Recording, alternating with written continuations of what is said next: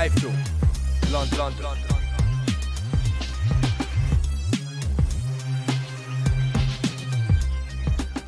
iFILM, London.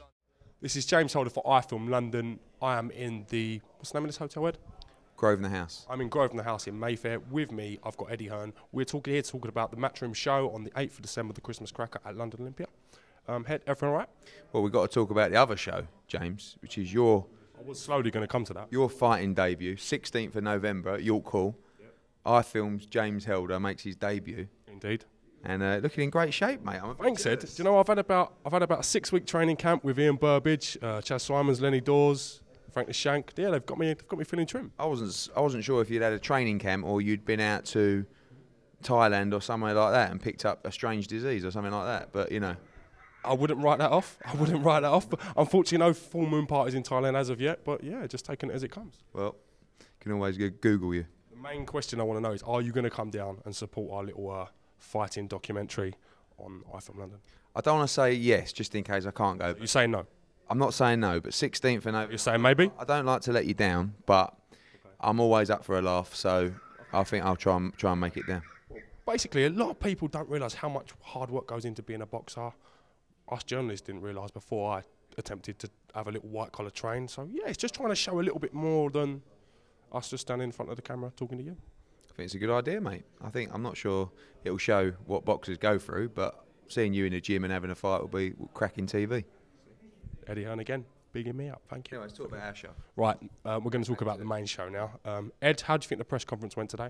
Yeah, it was good. You know, listen, we do so many press conferences now. I do things a little bit differently at press conferences. I noticed that. Yeah, because otherwise it's like, you know, now we're going to go to so-and-so, tell us a bit about the fight. Yeah, everything's great, looking forward to it, training well, great. It reminded me of a bit of, sorry to interrupt you, of a bit of like, I don't know, Celebrity Juice. Ed's sitting there, he's talking to everyone, and Ed Lemon, isn't it? Yeah, but no, I've asked the questions that I think people would want to, you know, ask, and that way, obviously the lads know me as well, so they get to open up a little bit and talk a little bit more about, you know, the training and the fight itself. And press conferences generically are quite boring, really.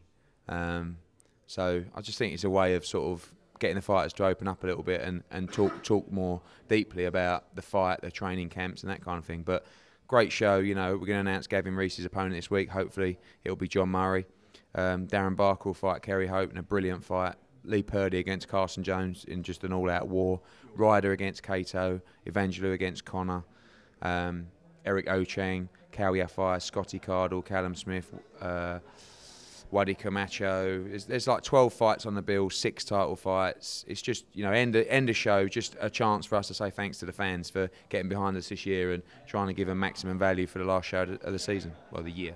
Very exciting time for the Matchroom camp at the minute. The number of young fighters you've got coming through as well as established pros, yeah, really good camp. Yeah, well, that's something you've got to look at as well, you know, perhaps as importantly as the top end guys. Listen, we're blessed to have some amazing fighters, Froch, Barker, Brook, Reese, Frampton, you know, all these top level guys. But if we're not developing, you know, the next level, thank you, you know, we're not going to be around forever. And look at the next level guys we've got. You know, Yafai, Cardle, Ward, Callum Smith. You know, all these boys, they're the top level fighters. I mean, Yafai just looked exceptional on Saturday night. Cardle looked fantastic. And, you know, people were talking about Yafai. You know, I mean, Johnny Nelson called him the next Roy Jones. That might be a little bit adventurous, but he's going to be a world champion. He's a top talent, and you've got to bring these guys on. There's too many young fighters at the moment that just aren't getting the activities. I box my fighters minimum once a month when they're learning out, minimum. You know, and a lot of these guys, Cardle's had 7 fights in 6 months. Yafai's had 4 fights in 4 months. Ward's had 2 fights in a month. He was supposed to box on Saturday as well. But for me, there is no excuse for not getting a fighter out every month. You know, I'm boxing these guys all over the country. So financially, it's a massive gamble, but I believe in these kids. And when they've had the experience of the setup of GB, I think that it's making my investment a lot more protected because I really believe these guys are going to go on and win titles. Do you think fast-tracking these fighters, if that's the right word, is the right thing to do? Are they sometimes moving a bit too fast? Like, for instance, Wadi Camacho, 5 fights, maybe fighting already for a Southern Area title. Do you think that's good for the sport? Do you think it's nice to see fighters being moved up quickly? Yeah, listen, you know, I'm not a brave promoter. I like to look after our fighters, but at the same time, when a fighter's ready, I think it's time to set them free. You know, I said in the Cal Yafai interview, you want to rein them back, but you also want to set them free, because I look at Yafai now and I really think he could win British titles, but that's too soon. You know, but you need to step it up progressively. He's had 2 4-rounders, 2 6-rounders, now he'll move to 8-rounders. He'll fight for an area title at the beginning of next year, then we'll look towards an English title, then we'll look to a British title, summer, late next year. Everyone's different, you know, and specifically when you look at those weights with Yafai, when you're a bantamweight, there's not a lot of options. And the same with Waddy with the cruiserweights, you know, there's not the deepness in the division of perhaps a welterweight or a middleweight where you can keep picking off opponents and rising up the rankings. Cardle's a lightweight, it's a little bit more easy for him, there's quite a few fights out there for him, but you need to keep young fighters, any fighters, but specifically young fighters' minds focused. And there's nothing worse than leaving an arena not knowing what the plans are for your next fight. And I would say that's the case for probably 90% of the fighters out there, probably less, because if you're a matchroom fighter, you always know when you're fighting. But every fighter, you know, Yafai, Ward, all these guys, Cardle, they know where their next 3 fights are. So they can plan themselves, they can plan their training. But for them, you know, I don't want a kid to have 2 or 3 months off so he can have a month off, get fat, go out, have a few beers. It's simple. You have your fight, you go out, you know, you have a nice meal, and then Monday it's back to the gym. This is a job, full-time job. And if you want to be a champion, you want to be focused, you've got to live the life. And by keeping them busy and by keeping their minds focused, they will live the life. And, you know, we're blessed again to have a team of youngsters who are so focused and so determined. And when they're like that and when their mindset's like that, it makes me want to invest in them even more because I like what I'm seeing.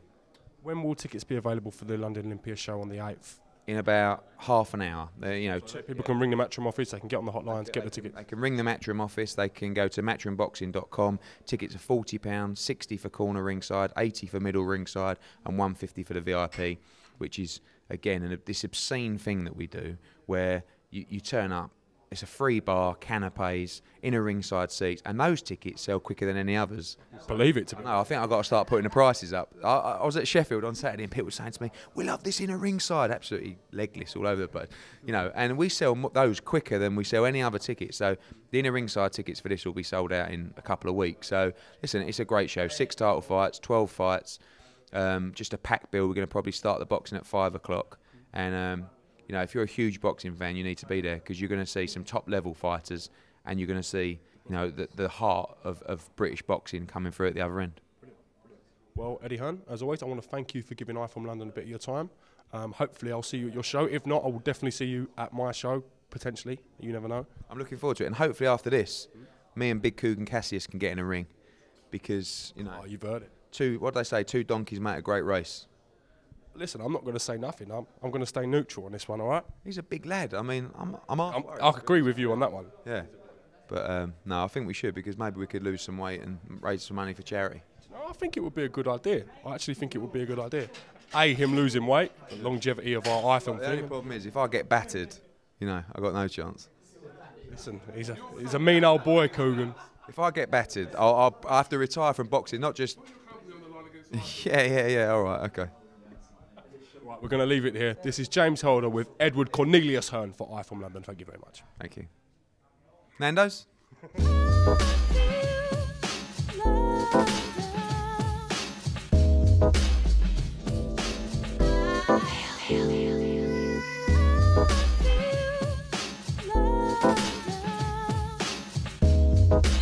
Wait.